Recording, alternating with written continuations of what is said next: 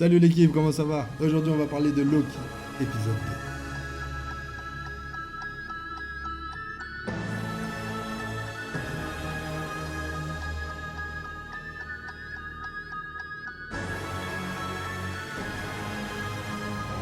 2. L'épisode 1, j'avais aimé. Alors ouais, on mettait tout le monde en place, on revenait sur Avenger pour bien comprendre comment Loki en arrivait là.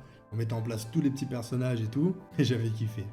L'épisode 2 est encore plus magnifique. On comprend encore plus de choses, on découvre des trucs mais complètement fous. On découvre d'ailleurs le variant de Loki.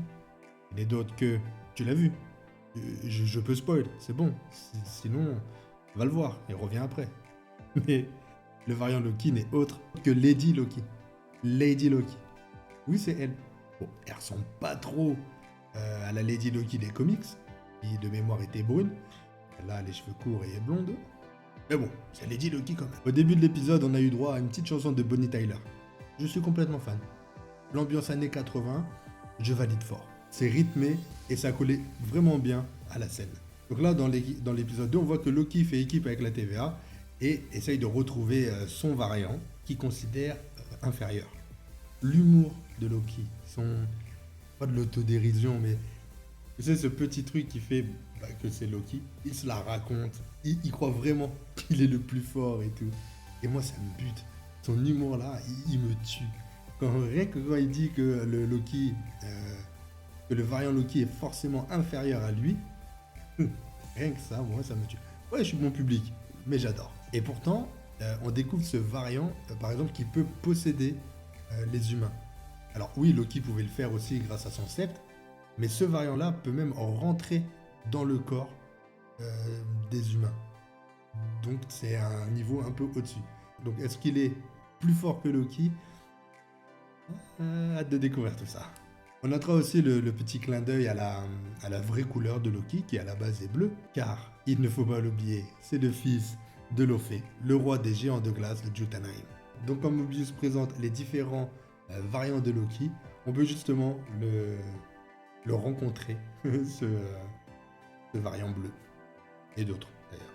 Et forme un peu bizarre, un peu plus musclé et un peu plus... Une scène qui m'a tué, c'est quand Loki, on voit qu'il a encore ce petit côté rancunier.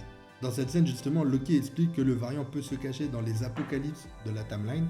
Et pour exemple, il dit, je pourrais retourner sur Asgard, pousser Hulk dans le vide, sans qu'il y ait de conséquences. Donc clairement, je pense que Loki est rancunier. Donc voilà, je vais pas vous décrire l'épisode. L'épisode, je vous conseille clairement de le voir. Et je pense que si vous êtes là, vous l'avez vu. Mais à la fin de l'épisode, justement, Lady Loki a créé, clairement, le multiverse.